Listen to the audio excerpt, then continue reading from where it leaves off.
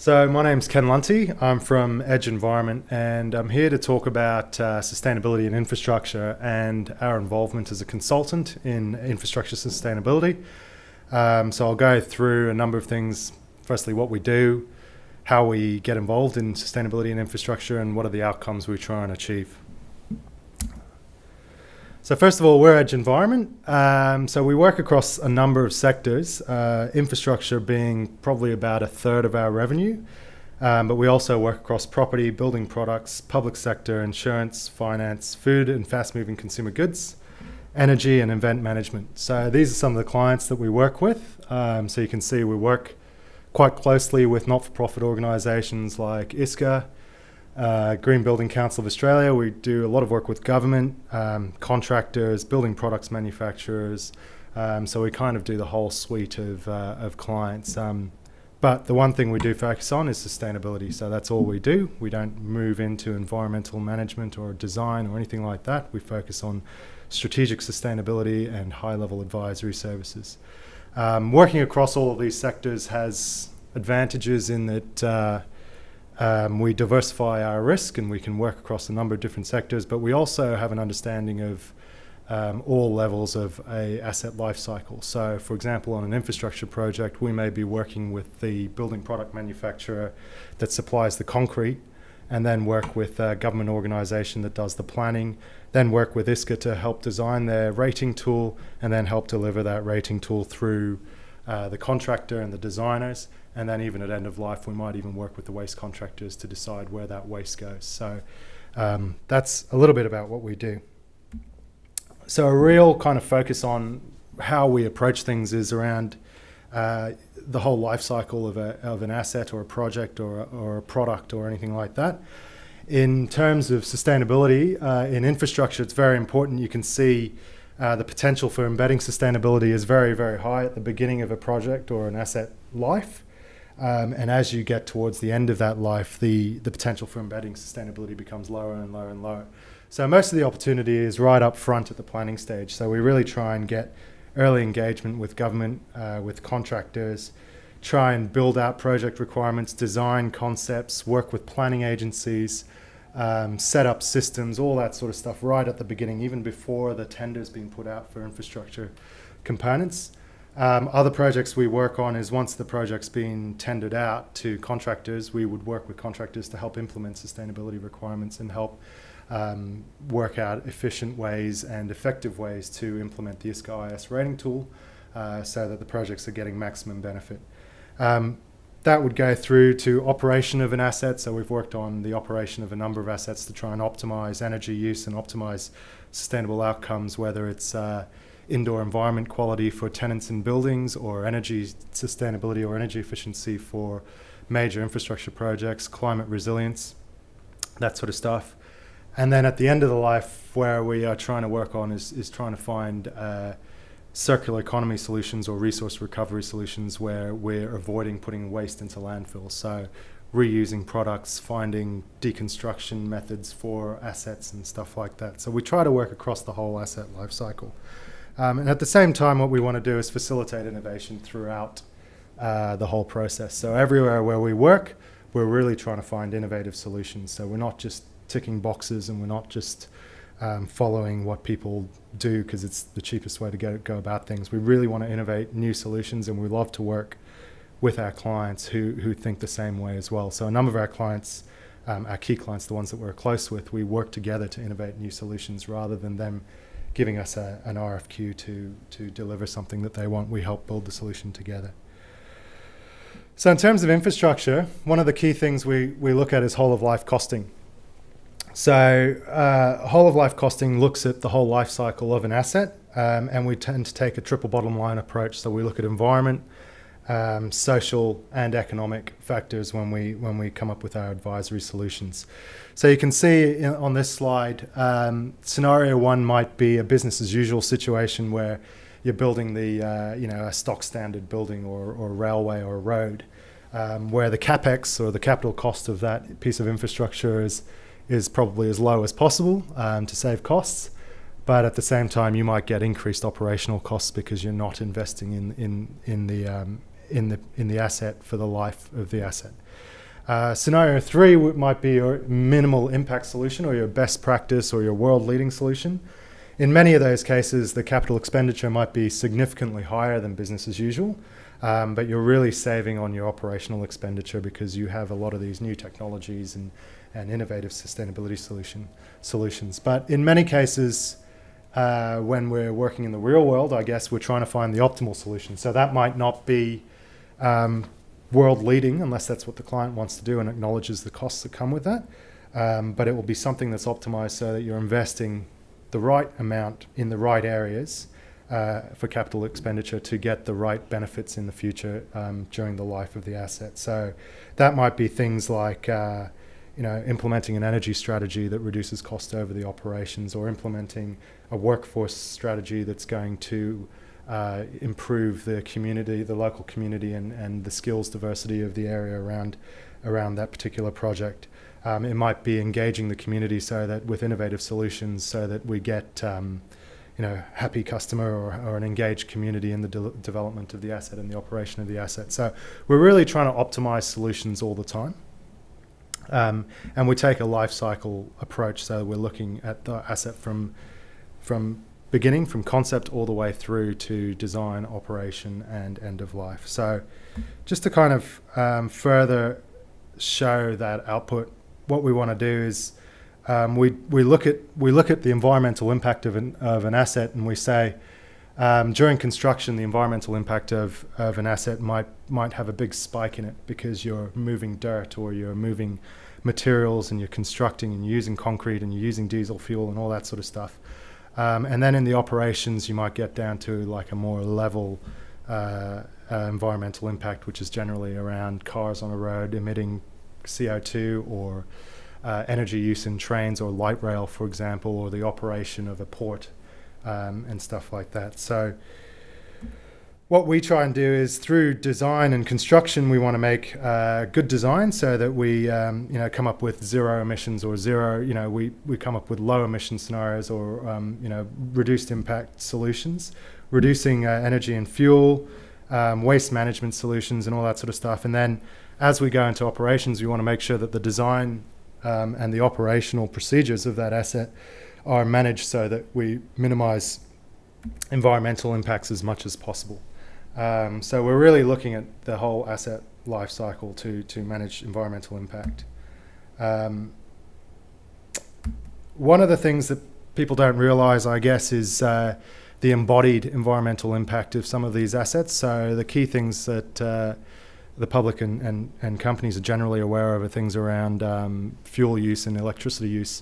However, we're going more into the importance of supply chain risk and where your materials are coming from, and also even where your workforce is coming from and how you're hiring people, things around modern slavery and legislation around social risk in your supply chain is becoming more and more prevalent in Europe and Australia as well. So here we have an example of 3 different material types to make a light rail station roof. And you can see the one on the very left is zinc compared to a composite metal and a steel product. So you can see the ones on the right have fairly low environmental impact, whereas a zinc material used in the roof has a massive impact. And even more so, that impact is spread across different types of impacts. So although you can see the pink bar there is carbon emissions, which is pretty much the same for all 3 materials when you're looking at the transport and the construction and the use of that material in a stop.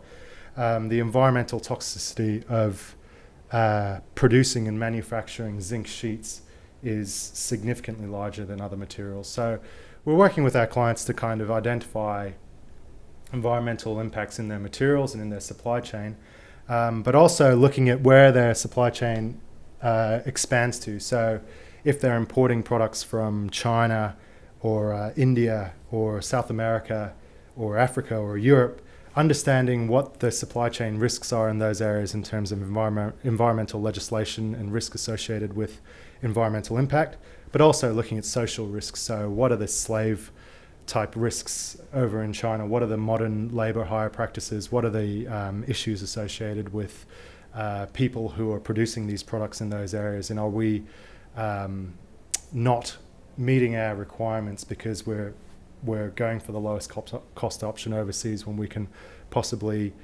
manage that supply chain through engagement with our suppliers or hiring local workforce or sourcing locally.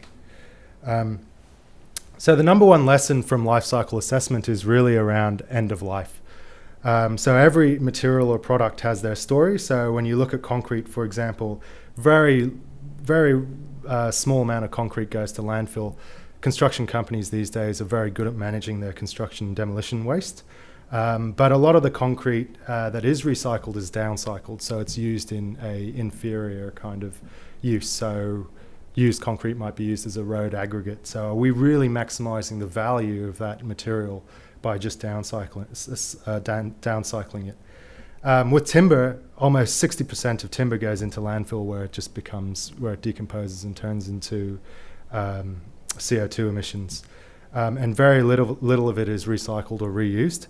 But with steel, 93% of steel is recycled, which isn't necessarily a good thing because the energy used in recycling steel is very significant. So it's about thinking about ways we can reuse steel as well instead of thinking about recycling straight away as the easy option. Recycling steel is very mature, and we need to find better and better options all the time. So product stewardship really is the silver bullet for materials. Reusing materials and upcycling materials is really going to be the future. People who supply the materials should have that stewardship to be responsible for where that material goes at the end of life. And new economies such as industrial ecology, or the circular economy are changing perceptions, creating new markets and breaking silos. So we're starting to really reduce the end-of-life scenarios for a lot of these materials. So circular economy is a concept that's really taking up momentum in the last few years. And the difference between a linear economy, where a product is produced, used, consumed, and then wasted or gone into landfill, is really starting to change, and it's becoming too expensive to work in that economy as a materials provider.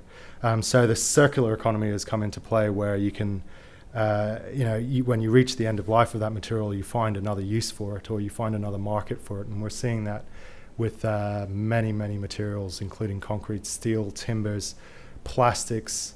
We're working with pallet manufacturers who, if they can gain 1% market share of the pallet industry, they can use as much marine waste plastic that's available in the oceans.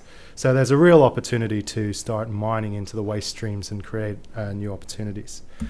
According to Accenture, the circular economy could generate up to 4.5 trillion of additional economic output for 2030. So, these are real figures. There's a real opportunity for companies to start taking advantage of this and move away from the old school thinking of product manufacturing into a new circular economy where there's going to be new opportunities all over the place.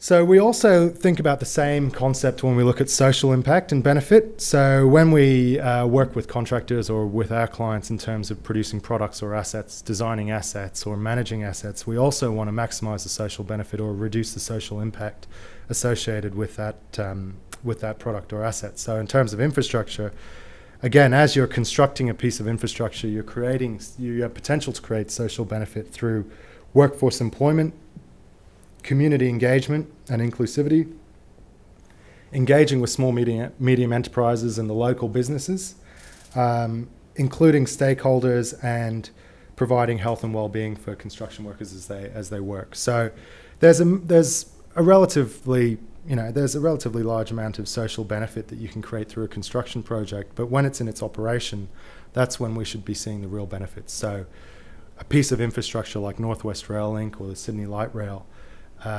the objective might be to take a person from A to B, but you want to take them from A to B as efficiently as possible so that they're as productive as possible, and that you're creating communities around the stations, and you're creating increased access to jobs for people in areas that are further away from where jobs might be. You want to create assets that are climate resilient and are increasing the benefit of the area that they're being created. So we're working with a lot of our clients with trying to increase the social benefit and reduce the social impact of a lot of these major infrastructure projects. So that's where we're starting to focus on more and more now, because the environmental impact space, we think that people are becoming very, very mature in this, and the next step is the social impact side. So how do we measure social benefit? Well, you can look at things like capital expenditure and operational expenditure on a big government project. That's taxpayers' money that's being spent to create a benefit for the community. How do we reduce disability-adjusted life years? How do we reduce the time people are sitting on trains and buses? I think there's studies that have been done that when you're, during business hours, your time is worth $15.14 an hour, and during private time it goes up to $48 an hour. How do we minimize that time that people are spent idle and they're being productive? What's the cost of an environmental impact to the community? So when we start to price carbon and we start to price human health factors, we can start to see the dollar value of some of these initiatives that we're trying to put into place with these assets. But at the same time, we also can measure things through indicators such as employment, salary, and welfare. We've done a bit of work with Transport for New South Wales on this, where we looked at where their sustainable design guideline credits will create social benefit for we did this for Edmondson Park transport interchange.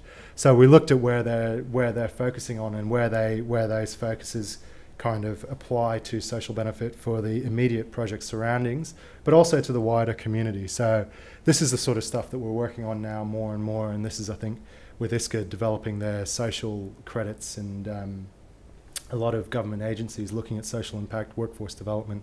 We see there's real benefit to really make the link between infrastructure and communities and precincts.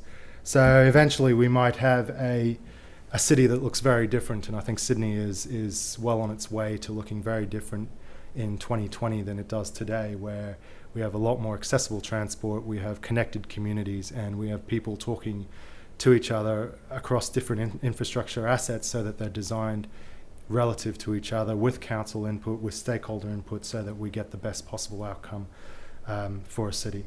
And this is the real goal. We want to minimize environmental impact, maximize social benefit, and create cities and places to live that are sustainable and provide a social community that provides benefit for everyone. So when we pitch to companies like Transport for New South Wales and to contractors to be a part of their bid team, we try and bring this all together in one I guess concept or objective of what we're trying to do with these companies, and that's to minimize the environmental impact across the life of the asset and find opportunities to increase social benefit. We do that through lifecycle assessment, through measurement, through facilitation, through innovation, and working with the designers who know how to design best, but trying to get them to think outside of the box. And so far we've been very successful and have grown quite significantly in the last 5 years through this approach. So infrastructure sustainability, what are the challenges? Infrastructure is much bigger than the asset that you're trying to build. For example, for North West Rail Link, they're building a train line, but the sustainable outcomes that come out of that train line are much bigger than the train line itself. You've got the communities at every station, you've got potential for affordable housing, you've got potential to transport people between big distances so that they can find different places to work, they can gain further skills, and they can contribute to the community. How do you measure success? Well, that's a different story, and that's what we're trying to work on, is how do we show that this piece of infrastructure is doing more than providing a mode of transport from A to B. It's reducing this much environmental impact, or it's creating this much social benefit, and that's what we're working on with our clients every day. The key, I guess, focus is that you've got to embed sustainability from the business case all the way through to the end of life, and hopefully back through the circular economy, back to wherever that piece of infrastructure is going to be in 50 years or 100 years, and embedding sustainability all the way through. So we work, in one sense, again, bringing it back to the beginning, we work with state government in terms of planning and creating the sustainability requirements, but we also work at the other end of the scale where we're trying to find solutions. And our role, I guess, as consultants is to try and match the two together. The world's going to be a very different place in the next 50 years, and I think most of the major developed countries and even most of the developing countries now have realised that with signing up to the UN Sustainable Development Goals. And if you guys haven't had a look at these, it's very worthwhile looking at these, and they cover a lot more than your stock standard carbon, energy, and stuff like that. We're talking now about eradicating poverty and providing safe places to live and clean access to water and all of these things across the globe. So each country has to do its part, and this is really the future of where sustainability is going to go. It's not going to be something that ticks a box. It's going to be the way we have to do business from now on. So hopefully we'll be a big part of that into the future.